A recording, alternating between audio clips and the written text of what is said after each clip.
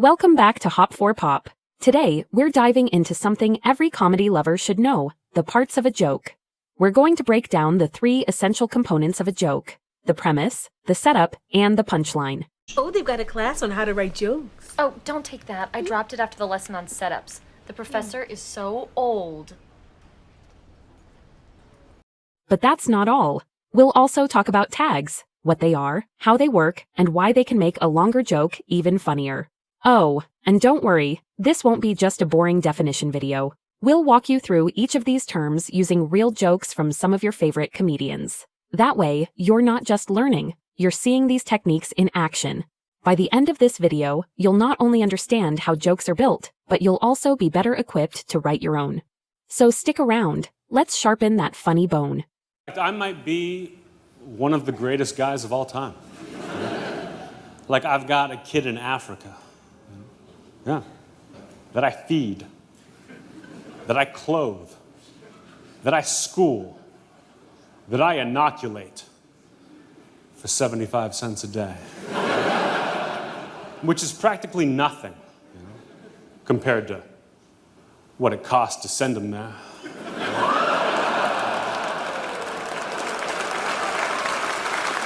Every joke, no matter how short or long, is built on 3 core components: the premise, the setup, and the punchline.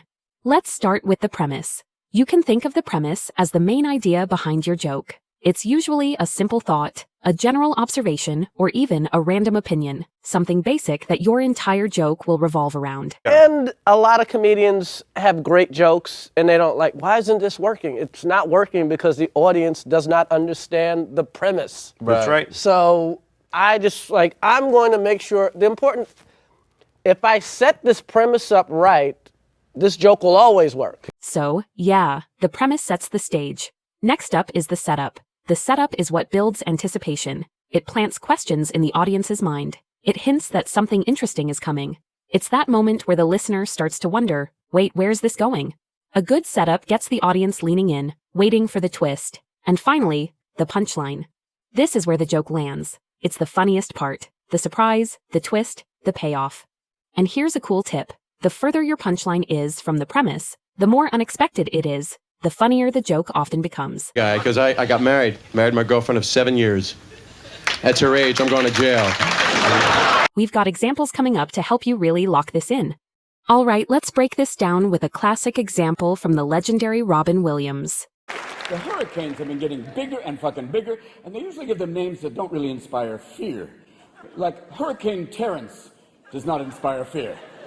This sounds like a slightly gay hurricane. In this joke, the premise is simple. Robin points out that hurricane names just don't sound scary anymore. He says they've become a bit too soft, maybe even slightly gay. That's the idea the joke is built on. Then comes the setup. Where are you going? I might go to Boca, I might go to South Beach, I don't know. Robin leans into the idea and starts describing the hurricane in a flamboyant, over-the-top voice. He says the hurricane sounds like it might go to Boca. The setup makes the audience anticipate a direction. They know something's coming, but they don't know what. And finally, he drops the punchline. All I know is blowing is involved.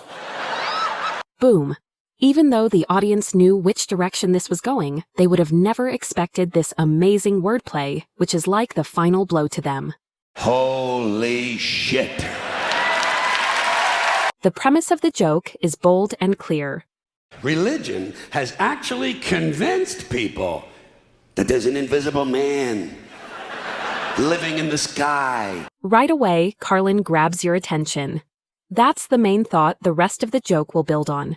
Who watches everything you do every minute of every day. And the invisible man has a special list of 10 things he does not want you to do.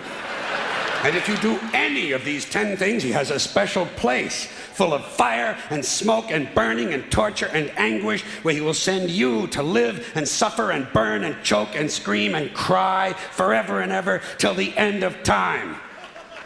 But he loves you.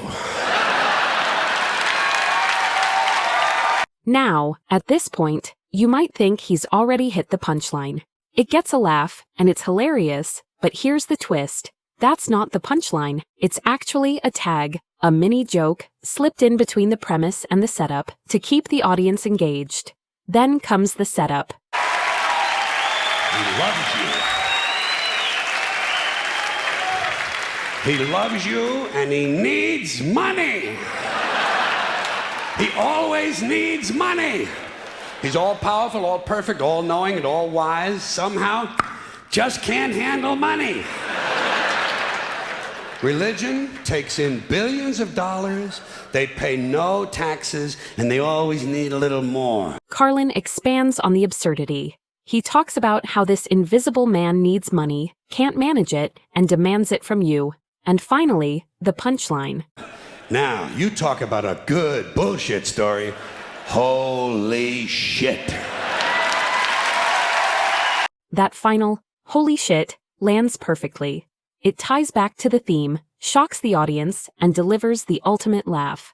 Now for our third and final example, let's explore a very unique kind of punchline, one that doesn't use words at all. We're talking about the power of silence. And for this, we're looking at a brilliant moment from Ricky Gervais's stand-up Special Supernature. Ricky starts off by introducing the audience to stand-up comedy itself. He says, "Welcome to my show. It's not a show. There's no dancers or jugglers. It's basically a bloke talking." That's the premise. Simple, self-aware, and setting the stage. Then comes the setup. Which is essentially what stand-up comedy is, isn't it? A bloke talking. Sexist. He insists he's not sexist. He says, What about all the funny female comedians? it feels like the start of a point. The audience is ready for what's next. And then, nothing. Like, Ricky just stands there, thinking, saying absolutely nothing.